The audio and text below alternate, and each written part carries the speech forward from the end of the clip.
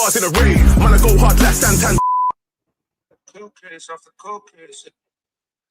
Hello and welcome to another episode of Touchline Gunners. It's your boy Dankoogs on hosting today, and I'm joined by my good friend SB Carbolic. How you doing, my guy? You know what's crazy? I thought I was hosting, bro. I had the whole spiel ready to introduce, really? bro. Bro, what? Let me hand over to you, yeah. No, To you, man. Yeah. All right, okay, cool.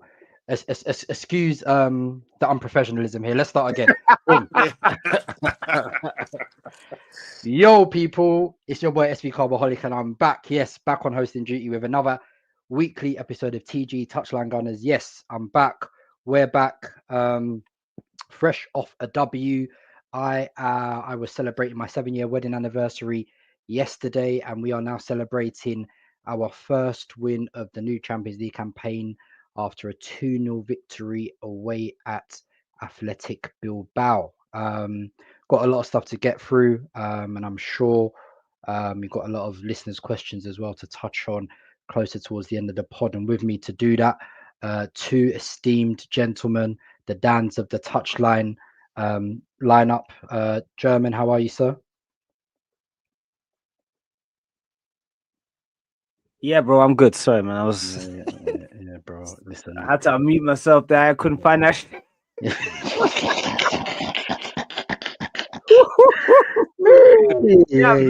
best. Good to be back on still. This pod hasn't started the way we wanted to. And Cougs, my brother, how are you, sir? Yeah, I'm good, man. Congrats on your anniversary, man. Yeah. Congrats on the anniversary, man. 7 years is no joke, man. It's no joke. No. I feel it, bro. Listen, I told you my hairline's been good for now, but bro, the moment it starts to go back, I know I'm cooked, bro. So yeah, I'm enjoy it. We've been together 10 years, married 7, 2 beautiful kids who are, bro, pamming me to dust every single day. So, but we move. Before we get into all that good stuff, just some usual housekeeping, guys. If you are a member of the Patreon, we love you. Thank you for joining us. If you're not, what are you doing? Come and join us. I know Cougs and Khalil did a post-match of the 3-0 victory against Forest. So if you want to tuck into that good stuff, we're not really going to touch on that this evening. Go and take a look on that. You can sign up for as little as £3 a month. So go and tell a friend to tell a friend. We do scouting pieces. We do your usual reports. We do previews. So loads and loads of stuff coming, especially with Man City at home this weekend. And we are also joined by Mr. himself, the Hood Solicitor, Shabs. How are you, sir? Don't go shy. Yeah, I was going to say, don't go shy on us now, brother. You know me? Yeah, we can hear you. We can hear you, brother. We can hear you all well and good. Okay, great, lads. Hot off the press, a 2-0 away win in San Sebastian. Mikel Arteta returned to his homeland. I knew the way he picked the team. You could tell he meant business. First away game of the group stage. And Cougs, I'll come to you first, just for a general look at the lineup, because I know we have been going back and forth in different chats today about what we thought might be chosen, the lineup. So when that dropped, what were your immediate thoughts? To be honest, I didn't mind. I was expecting maybe 3 changes. I thought Timber, Calafiori, we might be a bit more cautious about them, potentially having to play 3 games in a week. And then I thought, Rice was definitely going to come and play this match right away in Europe. First match in the Champions League. I didn't see any world where he was going to sit on the bench. And it looks like they have a lot more faith in, Timber and Calafiori's fitness than what us as fans might. Obviously, they've got access to more medical information and that kind of thing. So, I didn't really have a problem with the lineup. I was a little bit surprised to see the midfield 3 of Zubamendi, Rice, and Merino again. I didn't mind it too much because against Liverpool, I felt the balance of sort of midfield and attack was a bit wrong with that same midfield. And then you're playing Madueke, Gyökeres, and Martinelli.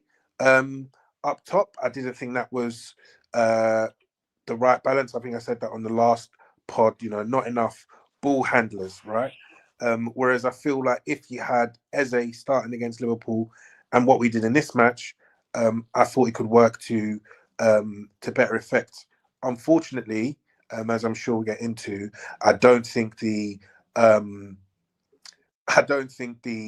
midfield performances ended up being that good, but I don't think that's down to the selection. I think that's just down to the actual performance level of the individuals, because I thought overall we managed the game quite well, despite I think not looking like we were at our best, to be honest. So lineup I thought was okay. Wasn't what I was expecting, but I'm very, very interested in what this manager decides to do on the weekend. So just to add to what you said at the top of the pod, we'll definitely try and put out a Man City preview for the patron this week as well, because I think there's going to be a lot of talking points going into that game from an Arsenal perspective. And German, let me come over to you. You can have your thoughts on the lineup as well. But it's fair to say we didn't start the game well. I think first 15, 20 especially, we were very sloppy. I know we can all have questions, around the midfield balance, the composition of the makeup, what maybe the manager was expecting of them. But and fundamentally, we just weren't good enough in any aspect or any facet of that initial opening 20 minutes. So did you have any thoughts on the lineup and how we started that game initially? Yeah, I think with the lineup, I was not surprised. I think Arteta does give some hints in his press conferences with what you can expect. So before this game, he was talking about how for the last game, he definitely wanted to go with Merino, having just come from international break, having scored a hat trick and playing really well. He felt like he's in a good moment. And then obviously he had a good game against Forest, in my opinion. So I was pretty certain that Merino would play, given that. And then I didn't think he was going to replace Zubimendi. I thought Rice would play as well, because ahead of the City game, it wouldn't make sense to rest him twice in a row. So I was like, I think he's going to play this. But then with Eze, so, the team didn't surprise me. The only surprise for me was I thought one of Calafiori or Timber, I don't know if White was on the bench actually, but I thought one of Calafiori or Timber would probably get rotated. So that's what my thinking was initially. I thought maybe Calafiori is not playing. So that was my initial thinking. The rest was as expected. Same as Cougs and same as you. I kind of felt like first 20 minutes in particular were pretty poor. I think it was more to do with the way players played. The time they took on the ball, the actions that they completed. But then I always feel like you have to caveat it a bit in Champions League games. I think, we've played Champions League for 2 seasons in a row now. Whenever you go away from home, these games are very, very sketchy. They are very, intense, even though, and like they're hard to watch at times. And I think that's not just the case for us. That's the case, for most teams playing away in the Champions League. You go into teams that probably have a strong home record. And I had a look at Atletico Bilbao before I jumped on, and in La Liga last year, they only lost 2 games at home. One game was to a 92nd minute winner against Atletico Madrid, and then the other one was 3-0 against Barcelona. They beat Real Madrid at home, and the rest of the games, they didn't lose. So they're not an easy team to just go and roll them over away from home. So needed the professional performance. So whilst I would have liked maybe to see Ethan at all in this game, I do get the initial lineup and the considerations behind that, and I think it was more to do with the team playing well. Being open and honest, I think Rice was pretty shit today. I think Eze was also not good. Although he has quality, so he has like the 1 or 2 moments where that shines through. But overall, I think them two weren't good. And Madueke, I think we probably should go in more detail around, so I'm not going to give it away yet, but I think we should go into more detail around the perception of his performances, what he's actually doing. I think we need a bit of a deep dive there. So overall, I felt like, we got the win, and that's the important bit, and we managed the game. I think second half we were a lot better, and I felt like, yeah, we're going to score, we're going to win this game, and then the subs did the job, and I think squad depth was on show today. I think in the past seasons, if we're subbing as it would have been, Cougs, I think you were saying it would have been Tierney left wing, and not sure he'd scored a goal. Martelli scored, or if Havertz is not there, we would be playing Merino up top, rather than probably bringing Trossard. And I think just the quality of the players that came off the bench, those are starting players for other Champions League teams, essentially. So, all in all, really happy with the win. So, yeah. Yeah, and we will get onto some individual performances and the subs, because I do want to focus on a wider look at the squad depth, but we'll touch on that in a bit. Shabs, let me bring you in here. Obviously, the first half wasn't great. It was very bitty. To German's point, obviously, I think Champions League away games can be tough, regardless of where you are, regardless of who it is. Athletic Bilbao's first Champions League game in God knows how long. Obviously, they'd want to put in a statement performance in front of their home crowd, and they did start really, really well. And I think even though we grew into the end of the first half, I think I would say they shaded it overall. Even though obviously we had more of the territory, more of the possession, and a couple chances, notably the Gyökeres header. But second half, we definitely seemed to exert our dominance a bit more. So, tactically, or do you think it was just the manager getting into them at half time? What do you think sparked the improvement? Yeah, I think the players woke up, to be honest with you. Not entirely. There was still some sloppiness, especially in the early exchanges of the second half. But the players woke up. I think it was an opportunity to pull them in, just string them up. I feel like a couple of players got strung up and told off at halftime, and we just got told to wake up. We see that the level of opposition, more often than not, the way the Champions League has gone, the level of opposition and this league format, which we spoke about a lot last season, I really like it. I think it's a lot more competitive throughout, and I think you have to be on your P's and Q's. Athletic Bilbao, good side. We played them in pre-season as well. I think they weren't a bad side then. They look like they've got some cohesion as well. They're well coached. So yeah, there was the potential for this to be a banana peel. And I think the second half the players woke up, started to get some stuff going, but still there was no magic in the midfield for me. And I think this goes back to what you all were saying really before I've chimed in. And if I could chime in, I think just looking at that starting lineup, looking at the midfield, there's no magic in it, and I think this point really moves into where you said you want to segue us with thinking about squad depth and rotation. There was no magic in that midfield. Zubimendi, a player that I really like. I'm on record for years now talking about Zubimendi, and I've really liked how he has settled in to the squad. That's fantastic. I expected to see Rice, but if we're looking at Merino when Ødegaard's out, you have to kind of consider, are we doing this thing of hierarchy? What is the coach doing this thing of hierarchy and starting berths and having like an option A, B, and maybe even C for each position? Or are we looking at playing the situation, playing the occasion?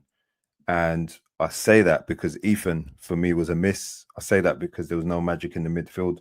I say that because in the first half, I think Ethan possesses the abilities and the attributes and the qualities that would have provided some of that magic in midfield. So, you kind of look at it and you say, oh, actually, he's someone who looks like he could have made a bit of a difference. He's someone that I probably would have expected. But then you also have to consider the other side of it as well, being it is a difficult occasion away from home. Ethan doesn't look like he's played or been used so far in the games that we've had away from home. I'm not sure if he came off the bench against Old Trafford. He wasn't used against Liverpool, which was quite a surprise. Dalman was used very late in the game, but Ethan wasn't used. And then he's not been used again today away from home. So you kind of look at that and you say, it's got me wondering if Ethan is the understudy for Ødegaard, then it should just be a thing of him being utilised when Ødegaard's unavailable. because for me, he's demonstrating more and more the more that he's being used, that he can do that midfielding, and that he can also offer something in attack. He can offer something that's threatening. He can do something. But if we're looking at just these situations and maybe someone who offers a bit more tactical fluidity and, maybe not wanting to lose the momentum of Merino, who I think German said that he did have a good international break. He did play okay on the weekend. It was a good performance against Nottingham Forest. Then you kind of understand it as well. But I would have liked to have seen maybe some of the changes earlier into that second half, and would have anticipated some different changes as well based on the first half performances. What do you lot think the Ethan thing is, right? Because I see people saying on the tee out it's the pressing, the out of possession stuff, this, that, and the other. But it's funny because the games we've had away are very, very different to the games we played at home, right? Like Leeds, Nottingham Forest. We're definitely expected to have most of the possession in those games. There's less of a sort of out of possession responsibility for the person in that role. Whereas away from home at Old Trafford, away from home at Anfield, away from home in the Champions League, whatever you want to say about Amorim, this, that, and the other, is sort of like a higher caliber of manager that we're coming up against, etc. So I'm on the same wavelength as you, Shabs, because for me, I think the only way Ethan improves for what the manager wants is through playing. And obviously he likes him in the home games, even though he's actually not started either of them, but he's basically played 80 minutes plus in both because Odegaard's gone off injured. And for me, I think he's shown that he looks really good in midfield. I really, really like the performance in the last game. I know people were saying he didn't do much. He didn't really have that, final third impact. But it was very good, man. But I think he was showing sides to his game that people said he didn't have, playing in midfield, connecting, etc. So, I think if it is down to the out of possession stuff, I think we just need to keep playing him, man. I think we need to keep playing him and trusting him in some of these harder games because, that's the only way you're going to learn properly. Like for me, I'm starting him against Man City. That's a home game. I know it's Pep, this, that, and the other. I know the manager's most likely not going to do it, right? But that's what I would love to see. I don't get why there's such a big rush with Ethan from fans' side. He's 18 years old.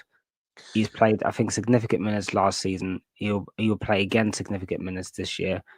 I think people need to look at the squad, and everyone in the squad needs to play a part. Yeah, man, the man like Merino, but this brother needs to play. Like he does. Like you can't have someone as senior as him, Spanish international, who I also think is a valuable squad member, just not playing. Like so, and that's the same for Ethan. Ethan is an upcoming player, and I think an up and coming star. And I think we need to be careful how we manage him. So you just said he played 80 minutes at home. Should he then straight away start the next Champions League game?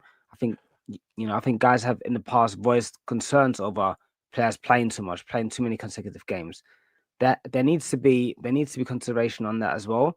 Saying all that, I still think like in the home games or harder games, he should play a role. I don't disagree with that, and I think for the City game, his fit is much better than for Enfield away, for example. Enfield away, I got the Merino plan.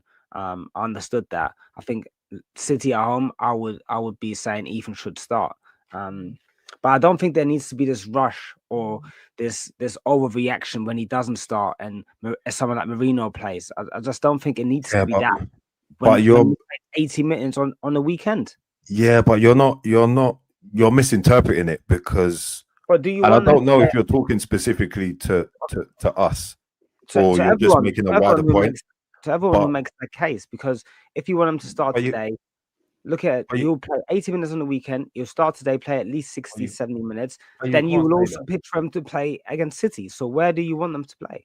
But you can't say that it's about everyone who makes a case for it because like it's valid to make the case for it. This happens every single week with every selection, and has been the case for time, and will happen even more so this season because of the quality of this squad. So actually, it's healthy discourse, it's normal discourse. It's I two think there's a lot separate of things as pressure. well. One second, There's let a me lot of just finish. pressure.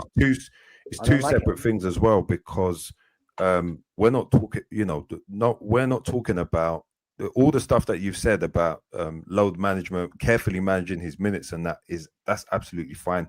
That's spot on.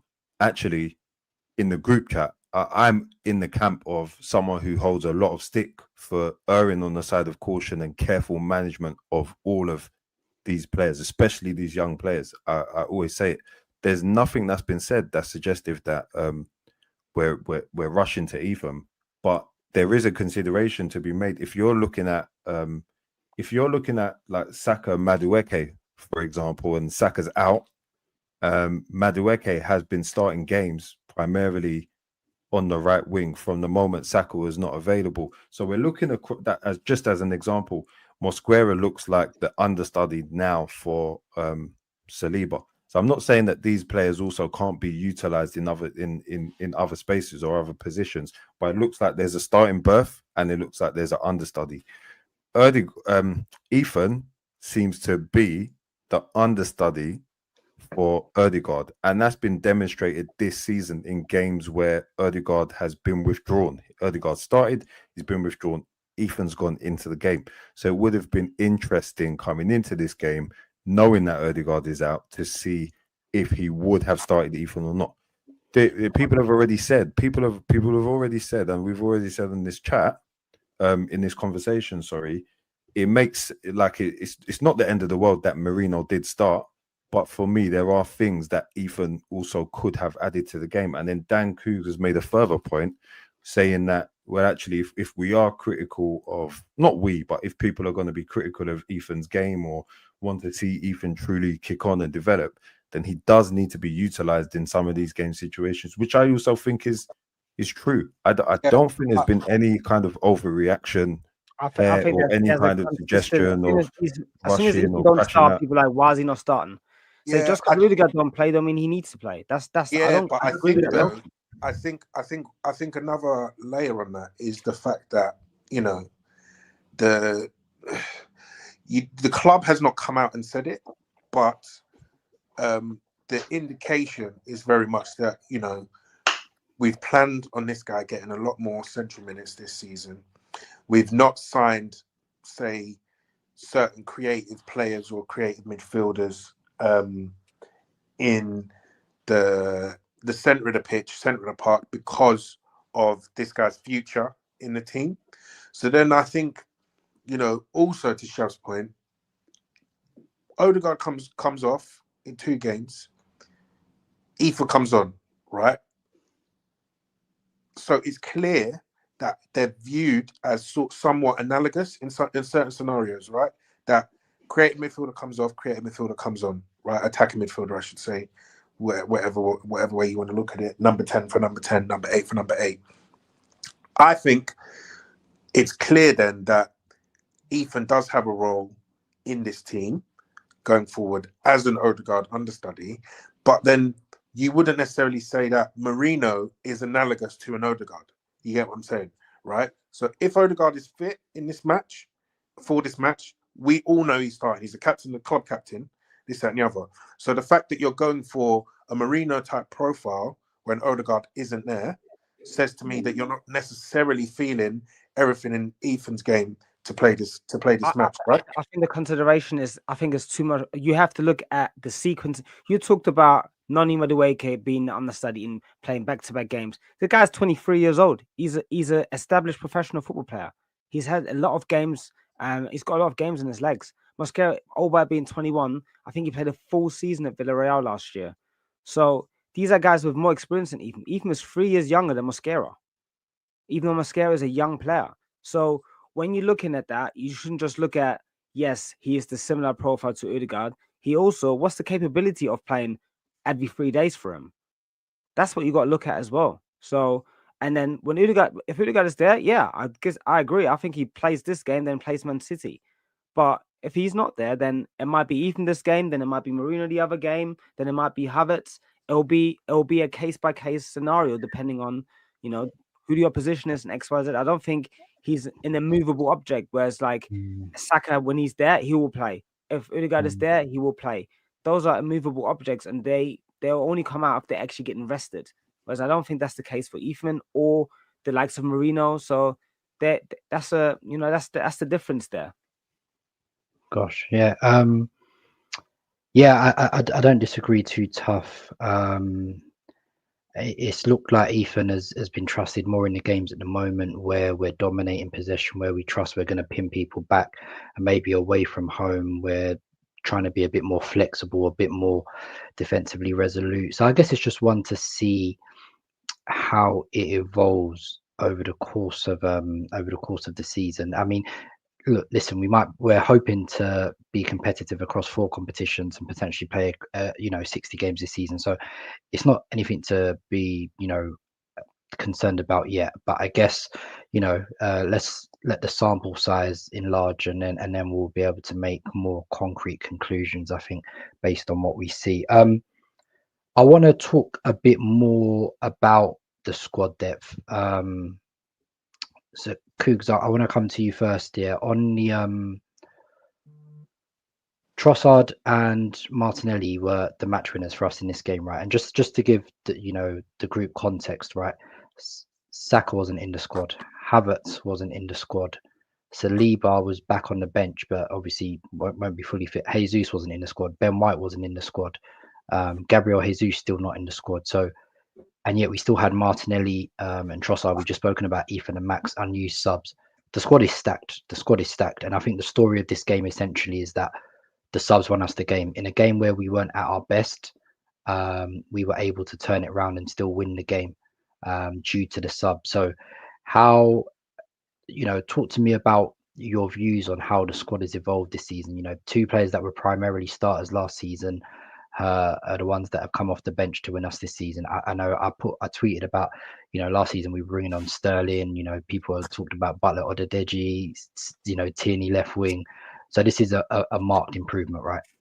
Yeah, and I said this on the post-match, right, talking about Nottingham Forest as well, that, right, if you look at it, for Nottingham Forest, we had no Martinelli, no Havertz, no Saka, Odegaard comes off after 10 minutes, no Saliba, no Rice, yeah?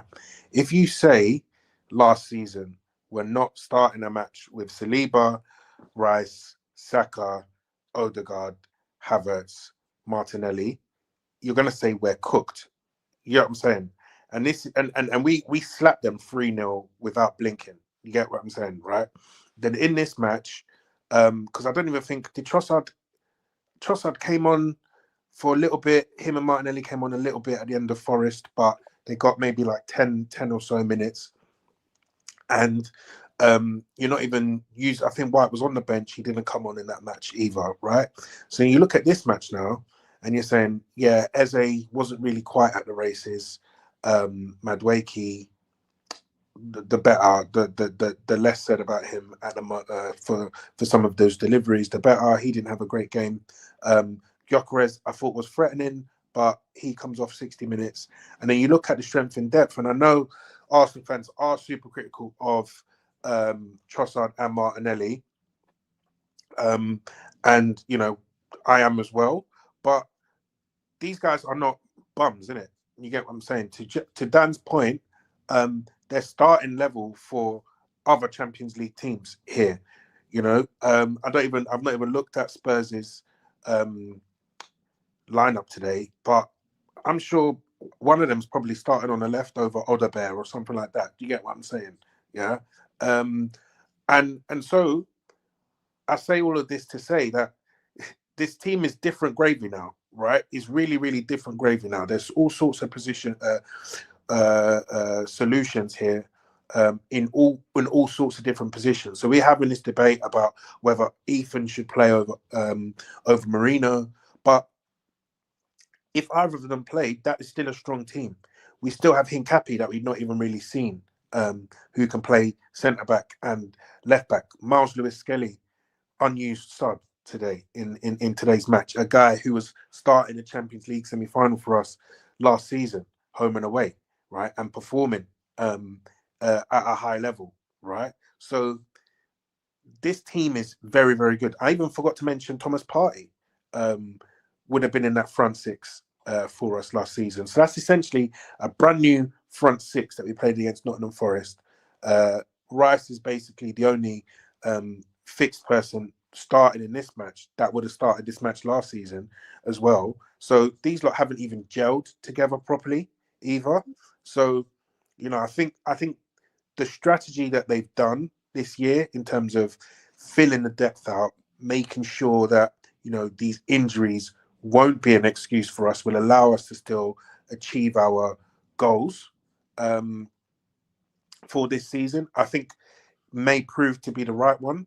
But it all depends on, these man gelling and showing what they're about. But I think what we've seen so far this season, the performances, especially at home, that's now 5 games, 0 goals conceded in open play. I think we've scored 11 goals across those 5 games as well. This is top stuff, man. This is really top stuff.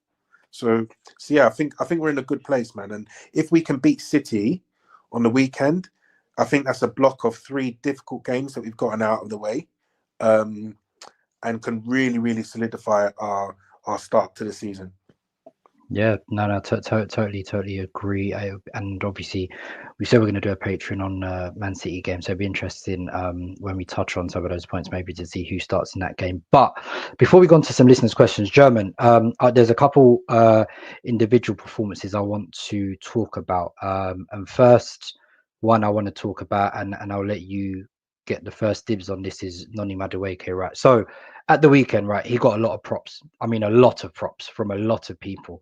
I've seen some wild takes about his stand-in, both for Arsenal and for England, what he delivered. Bearing in mind, he didn't leave with a single goal and an assist, and that's not to denigrate him.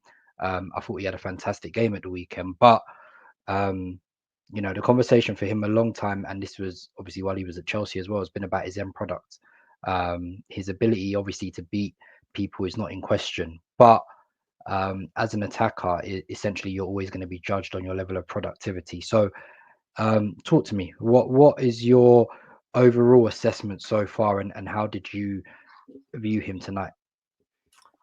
Yeah, so I think Madueke has started positively at Arsenal.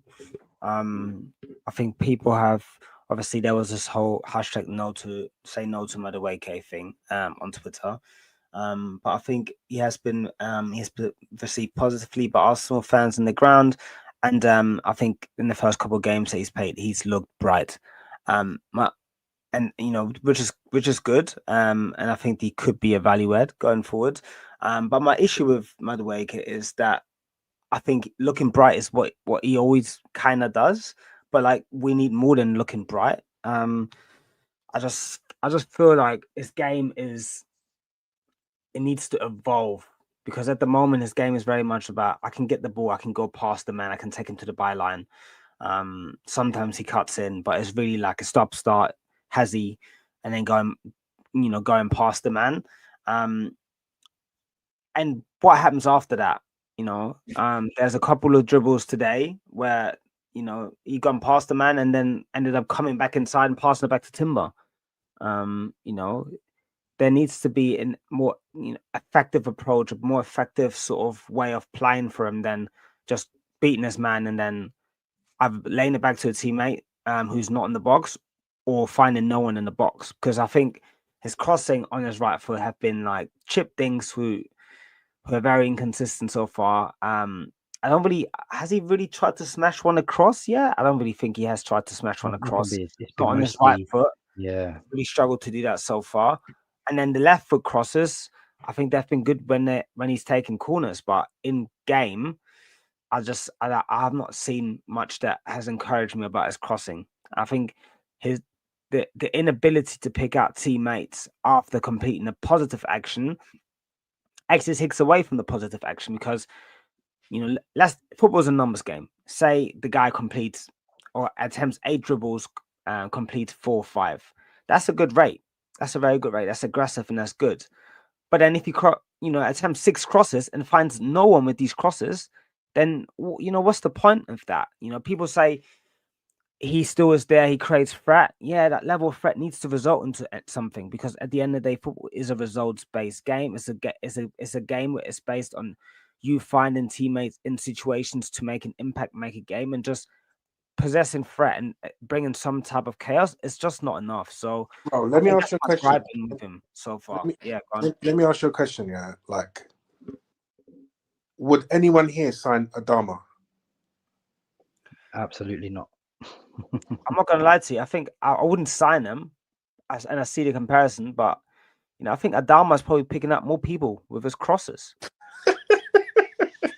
If Adama goes past it, he'll just. Where you smash going? him. Where you going with this, Coogs? Where am I going with it? I want to know. I want the listeners to respond as well. I might clip this up here, like, because don't put me on no damn clips. People are gonna be saying again, "Oh, he looking cute," and I look like the potato head. Nah, please, don't put me on no clips, bro. Don't do that to me. Bro, they're gonna be calling you Kevin Samuels Jr., bro. Nah, but that tweet, literally needs to be deleted from the internet, man. I'm not gonna lie. Man called himself Mr. Potato Head. It's crazy. Yeah, it's crazy. But no, my Adama point though is just that, like, bro, this is what Adama has been doing, yeah, and people are not rating his thing. Alan St. Maximan, same thing, yeah, where these guys, Jeremy Doku as well, where these guys are dubs specialists, yeah, they can beat the man with ease, create that threat, create that chaos, get your team up the pitch. I'm not saying this stuff doesn't add value, right? But my big issue with the, I guess, analysis of the signing over summer and from various tacticos, this, that, and the other, right? People saying that, oh yeah, this guy's due to explode. I'm saying I'm not sure, because watching this guy for Chelsea, I think it's quite funny how, Gary Neville and all of these man are saying, oh, he looks like a new player, this, that, and the other. I'm just like, yo, like, I feel like you man haven't been watching, because fundamentally, this guy has been putting in these similar performances for Chelsea. I remember one against us at the Emirates where he actually scored that, and I think it was from Zinchenko being asleep at the back post, where he was cooking Zinchenko. He was creating threat that Chelsea went 3-0 down in quick succession, and Noni was fumbling every time he beat Zinchenko, fumbling. He gets his goal, and I think he left with his head held high. But there's been so many other times where I've watched this guy. He's battered his fullback all game, and he's not been able to produce something. So when people say this guy's due to explode, this guy's due to, I think delivering output on a consistent basis is clearly one of the hardest things to do in the game. I don't think that is something that people just switch on. Maybe he can improve by 10%. Maybe he can improve by 15%. Maybe he can improve by 20%. I don't think this guy's going to turn into like a 25 goal and assist winger overnight. I just can't see that based on some of his technique when he's playing these final passes, which is why I was a bit worried about the signing personally. And I really hope, he can sort of iron out some of these issues, because he is super threatening. He is clearly a good dribbler, but I think for every game that you get, like Nottingham Forest, where I think he did have a fantastic game, I think you get another game like this against Bilbao, where it looks like you could give him 20 opportunities to find someone in the box, and he's not going to do it. He's not going to be able to do it. So, yeah, it's one to watch for me with Noni personally. Do you man think? Sorry, Chair. Do you man think it's about?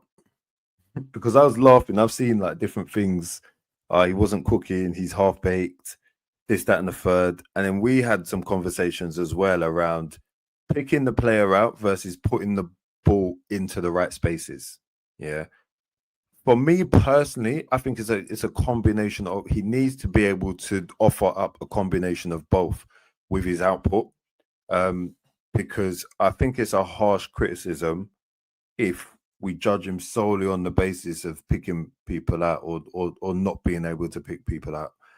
I'm not sure if Martinelli, I'm not sure, because I only saw it the one time. I'm not sure if Martinelli, for example, picked out Trossard, or if he just knew if I put it into this space, Trossard or someone else will get onto the end of it.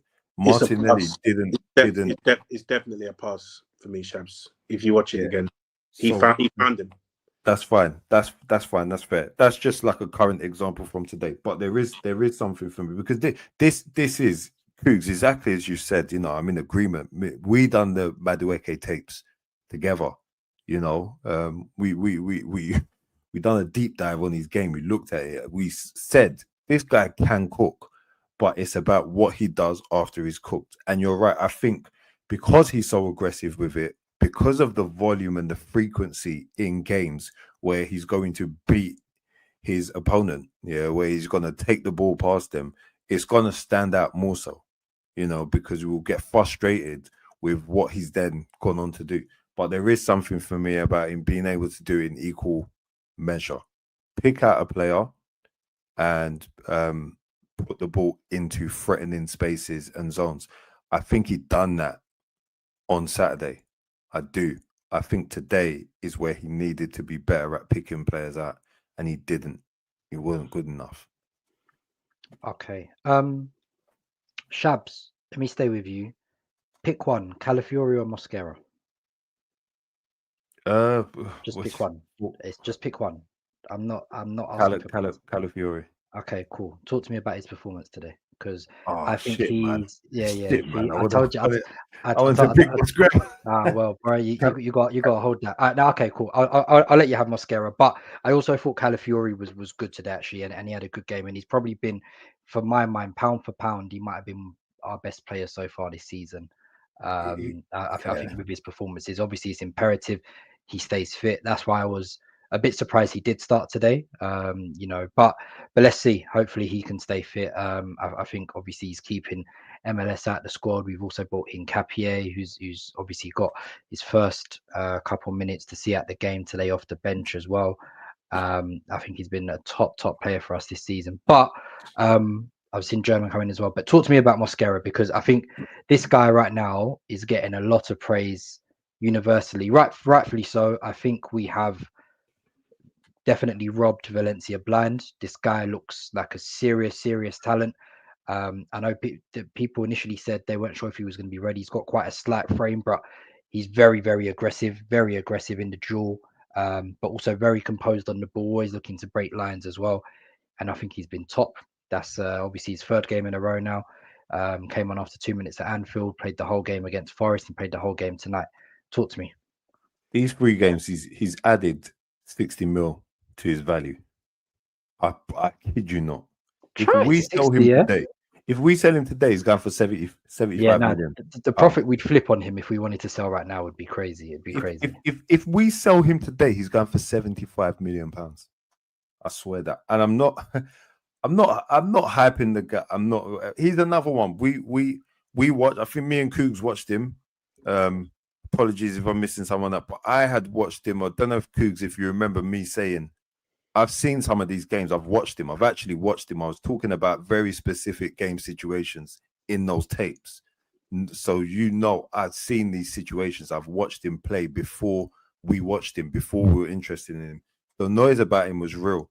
He's the same school and the same class as Hoytson and Pau Kubarasi, and there's another centre-back. There's another Spanish centre-back. I forget his name, but there were 4 young Spanish centre-backs, basically, and they were all tipped as, these guys are the next generation of top-tier CBs for Spain.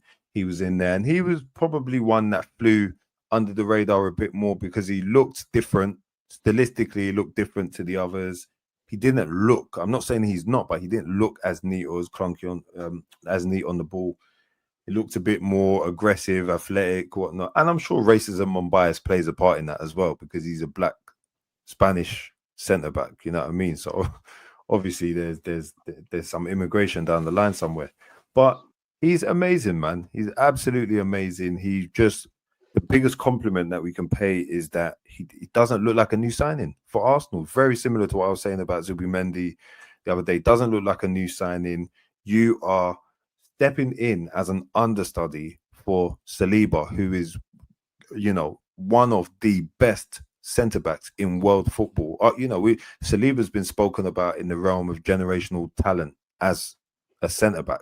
Yeah, so you're stepping in for him, and Mosquera is making it that we're not missing Saliba. We're not missing him, and just his reading of the game, his reading of defensive situations for me was excellent. His ability to defend in the channels, excellent. His pace, his recovery pace was just excellent. He's imperious. He looks very comfortable on the ball. There were a couple of occasions where he hoofed it out a bit late on, where he was hoofing it just to get the ball down the line and clear the ball down the line. Sometimes it went to Arsenal players, sometimes not, and the ball came back his way. But again, I think he started the game a little bit shaky, but really just fell into his own very quickly. Nerves settled very quickly. And yeah, man, he just looks assured, absolutely assured. And I think that is the biggest compliment that we can pay Mosquera with these performances that he's given us, is that we're not missing Saliba. That he put in an important block as well. Very important block, very important challenge. Yeah, man, he's just, I think he's got so much more to improve as well. But I think if this is the level that he's performing at right now currently, it's scary for where he actually could go. But very, very impressive performance today.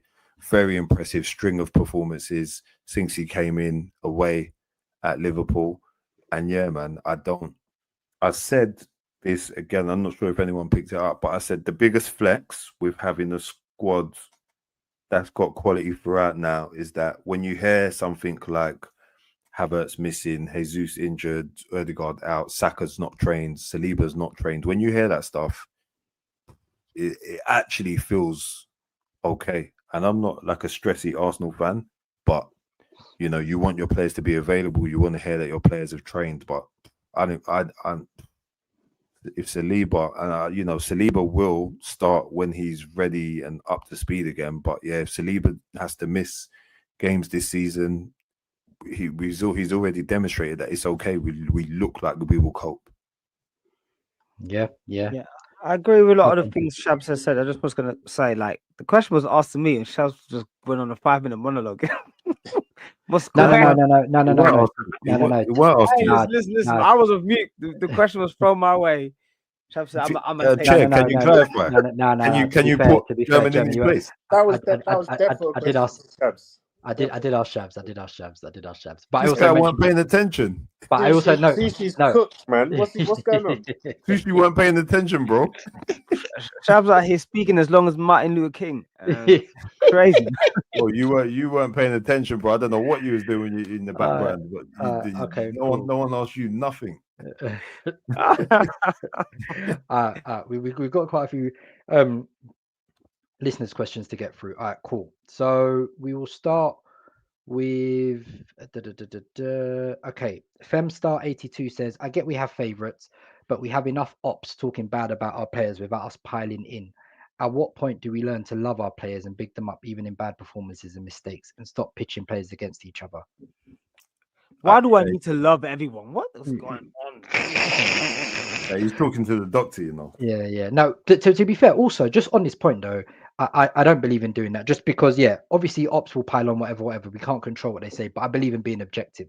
I don't believe in saying something just because, or not saying something just because we have to love the players. Of course, we love the players and we want them to do well, but at the same time, you've got to hold people accountable. If someone's not played well, you've got to call them out for not playing well. So I don't have a problem saying someone's not played well. Like, I like Martinelli, but I just think he's the pitching, for example. Like both that can exist. That space. You don't have to be. Oh, I love him. I hope he's like. Part of that discourse is, as you said, being objective. Sometimes you're more subjective on certain topics than others, but it's part of discourse. As long as you are, well thought out in your opinion, and your opinion is not like I know everyone has agendas and stuff, but if your opinion is like your genuine opinion is not there to rage bait, then I think it's fine. Like if you're having discourse with genuine Arsenal fans about players in the squad. Okay. Right. Yeah, I'll leave this one open because there's a couple Martinelli questions. Stina Blackstenius. He also says, Adeyemi scored today as well. yeah, Fuck! yeah, bro. You already said Adeyemi bagged. I hope you man know. No, brother, fair, man, fair. Because we cook you and Adeyemi doesn't score, so fair. Yeah, good goal as well. Yeah, we can let you have this one tonight, brother. He says Martinelli, aka Roadrunner, does the UEFA Champions League suit him more than the Premier League, considering most teams have strippers in the backline who lack P&P? Just to say on this though, he has scored away now. This is, I think, the third game away in Spain that he scored, because he scored away to Real Madrid last year, scored away at Sevilla the year before. He's obviously scored now away at Athletic Bilbao. And someone else even says Murad Semra. Home and away against Sevilla. Yeah, home and away against Sevilla. Yeah, Murad Semra, Miraculous Miri says, yeah, Martinelli in the Champions League is not the same as Martinelli in the Premier League. Discuss. Is there logic in that? Is there? You do find a bit more opportunities to transition, I would say, in the Champions League than you do in the Prem. I think even in Europa, I don't know if you, man, I've had to mute all of these accounts that have been spraying this video on my TL. You know that Martinelli run against Sporting that he done, where he, oh my god, yeah, from Haaland. I see that like 2-3 times a week from these blue tick accounts and that, yeah. So like even in Europa, I think there were opportunities that you get more often than what you see in the Prem. And in saying that, I don't know. I wouldn't say he's a different player, right? But I think he just finds himself in more scenarios that suit him personally. You know, that goal's very, very similar to the goal that he scored against Sevilla away, where Gabriel Jesus played him through. Very similar to the Real Madrid goal where Merino played him through, right? So, you know, it's not like he's blasting man out on the wing with the dribble and cutting inside and banging it and this, that, and the other, right? I just think it's the scenarios he finds himself in. They just lend more to his game personally. Okay. Any other comments? If not, we'll go on to Yeah, I don't disagree with that okay. stuff. I think yeah. And it's because teams in Europe back themselves more. Like if you play away, like I think Bilbao gave us a tough game because away, at home they're a good team and whatever, but they also back themselves more. They push up on you, whereas Premier League teams that we face week in week out don't necessarily do that. So I think there's definitely logic in that. That those teams just take a bit more risk and their line is a bit higher, especially later on in games. And I think some of these goals have come later in games when the game state has been like 0-0 or we are winning and they trying to push on to another goal. And I think in those scenarios, like I think Martinelli is definitely a weapon. It does feel like he's the perfect super sub as the game opens up, right? Last 20-25 minutes, especially if we're a goal up.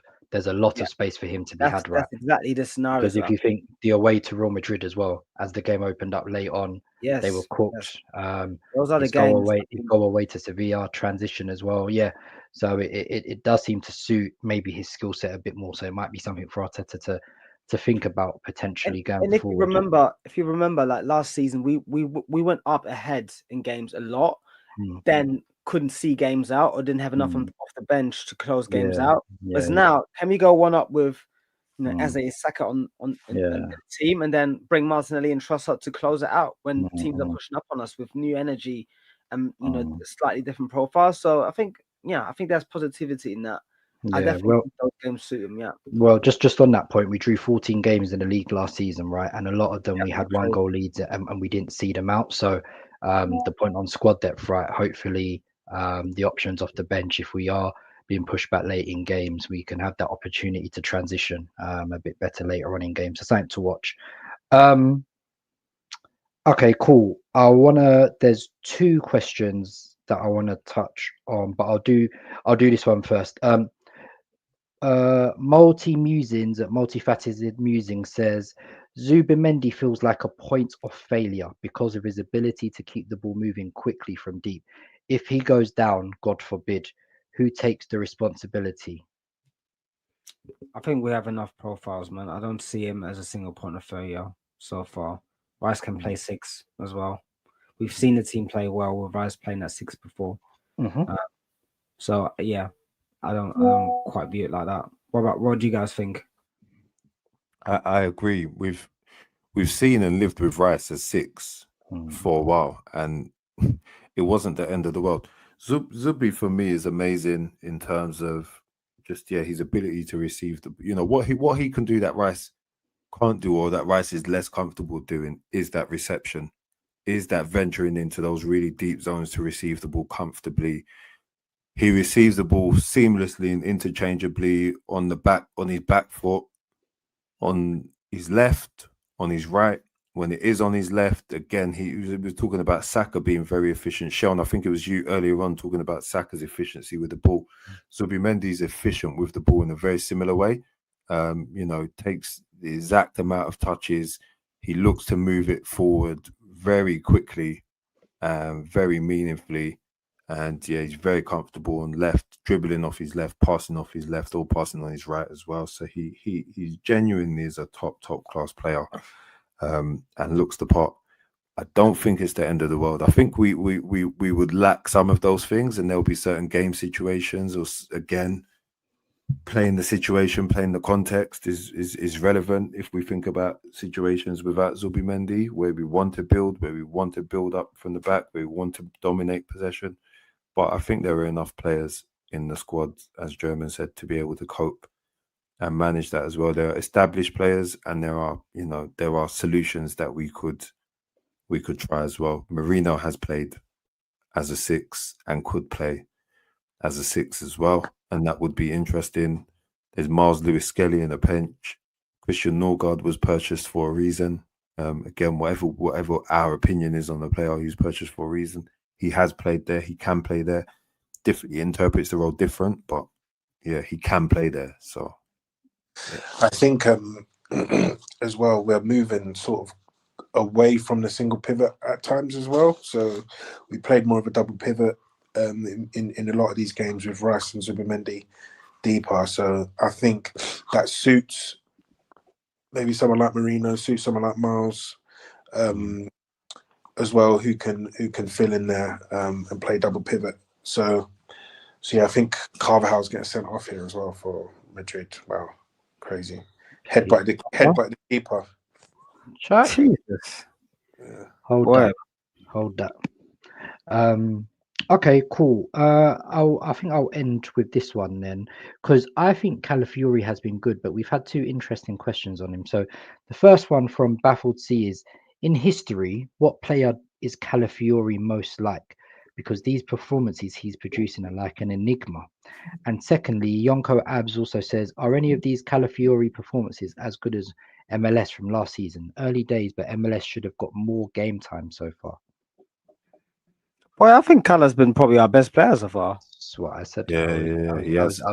I've been a bit shocked because it shows like people we're watching different games, because I think Calafiori's been top, but there are some people who are not as moved.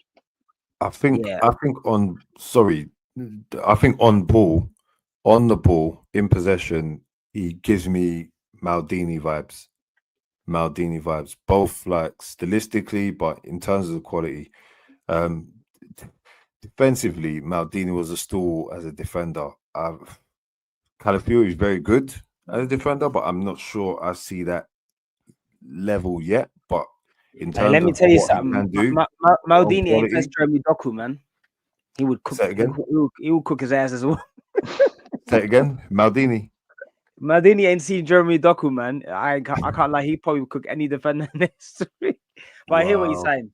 He's not. Yeah. Maldini was very known for being like very, very astute defensively, you know. So yeah, very astute defensively, but high quality on the ball. I think Maldini's overlooked and downplayed in terms of how good he was with the football, with the ball at his feet, both in terms of carrying and passing, and that left back, centre back hybrid thing as well is really, that's a big similarity for me as well, just in terms of comfortability and zones of operation. On the ball, right? This might sound a bit crazy, but I get kind of like Marcelo vibes a little bit for Madrid, in the sense that he essentially plays like a 10 playing at left back, right? Like he's just doing anything. He's legit just doing anything. Like in the Feels like he has the most freedom in possession, boy. which is kind of mad, right? Yeah. But it's like he pops up wherever he wants to stand on the pitch. He was playing right centre mid, right wing at times against Nottingham Forest, just kind of doing floating whatever. Like obviously, I don't think the quality and technical level is the same as Marcelo, for example, but just that free role creative 10 stuff is kind of nuts. And Cancelo would be another example as well for me, where I think Cancelo is probably more of a dribbler, but they're just a super creative fullback. I hear it. I think the only thing I'd say is that he doesn't force the issue. To be fair, I don't think it's a bad thing, but he doesn't force the issue like Cancelo did. Like Cancelo would force. How Trent. That's why Trent and Cancelo were some of the best offensive fullbacks I've seen in the last couple of years, because they wouldn't. I think Trent has a lot of volume, sure, but also it's the quality of the ball that just force your teammate into doing something with it and finding your teammate in areas where they don't even think they would be able to get the ball. Calafiori has some of that quality, like that pass to Gyökeres the other week is a nice release. That pass to Eze just last week was pretty good, but it's not as peak. It's not on that level. I don't know if he could get to that level. If he does, then that would be insane. But overall, I think he's very efficient with the ball. And I don't think he wastes the ball much at all, and he takes risks. And I think that's a huge testament to his on-the-ball quality. Like a player that actually actively looks to affect the game and take risk, but doesn't really give the ball away. And what he tries to do, he's close to pulling it off a lot of the times. So yeah, and he's pretty both. I mean, obviously he's not like right-footed, but he's pretty good with his right foot, passing on the move, playing the first time and things like that. So yeah, I think he's been good. And I really like him. And I think he's one of those guys that can win you a game. Like that, those games where it's like tricky and like very tight, all of a sudden Calafiori can come up with something. So with him it's about staying fit. Because boy, when he got kicked in the Achilles, I said, damn. Yeah, I know. Bro, the way the brother goes down, he's so goddamn dramatic, bro. I said, these Italians, bro. Trust me. But yeah. No, I think he's been a top performer, and hopefully he continues it along.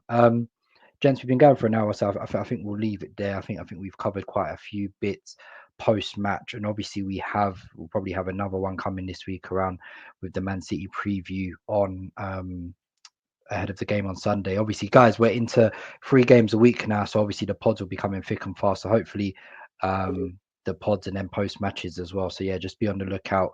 Man City at the weekend, Port Vale League Cup next week, and then I believe it's Newcastle away in the league after that. So yeah, thick and fast. We're into the thick of things. Thankfully, we have the big squad at the moment to cope with the injuries, but hopefully no more injuries as well. But yeah, listeners, continue to tell a friend to tell a friend. We love you. Thank you for being here with us, and we will catch you on the flip side. Gentlemen, thank you. Peace. Bless. Yo, when I spit bars in a rave, man, I go hard like Santan.